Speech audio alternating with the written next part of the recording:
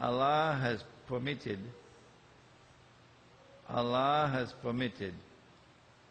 in the Quran, and the Prophet ﷺ has permitted in his Sunnah,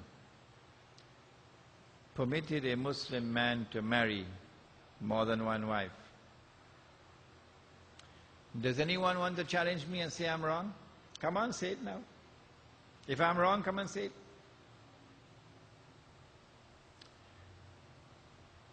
He says in the Quran, وَإِنْ خِفْتُمْ أَلَّا تَعْدِلُوا فَوَاحِدَةً. If you fear that you will not be able to deal justly with your wives, then marry only one. But if you can deal with them justly, and if you have the means to maintain, then Allah has given you permission to marry up to 4. This is in the Quran. When I was a boy growing up, they taught me what is the definition of Islam in the CMYO. They said that the definition of Islam is submission to Allah. That is Islam. Submission to Allah. Well, submission to Allah means submission to the word of Allah, isn't it?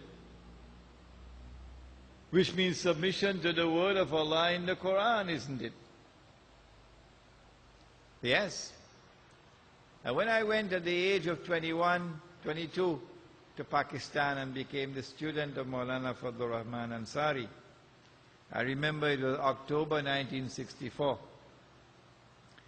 And we sat down for the first class with the Maulana.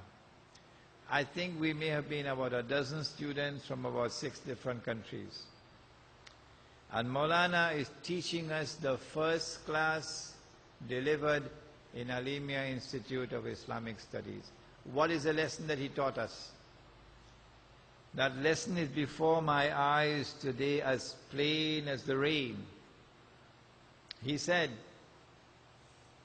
and of course it shocked me. It took some time for me to accept it. He said, when you know that it is the word of Allah, then whether you understand it or you don't, whether you're comfortable with it or you are not, when you know it is the word of Allah, submit to it. Understanding could come afterwards. You could come comfortable with it afterwards. But once you know it is the word of Allah, submit to it. If you don't submit, you're not a Muslim. Today, 999 out of every 1,000 women says, no, I can't accept that. Not my husband. Me, I'm prepared to share my husband with no other woman. No, no, no. It might be in the Quran, but I the Quran. I do not accept it. That is a state of brainwashing. Of course, this lecture is going to make me unpopular, but my duty is to try to please my Lord, not please the people. Someone has to speak it out. And I'm doing it tonight. This brainwashing of our Muslim women, where has it come from?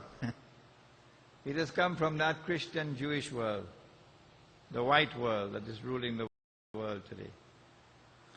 Wherever the Christian Jewish world has not been able to influence our people and brainwash our people, our women don't behave like that.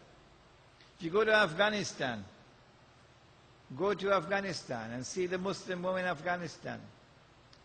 Go to many parts of Africa which have not as yet been touched by the white world order. And you see Muslim women who are not at all uncomfortable with plural marriages.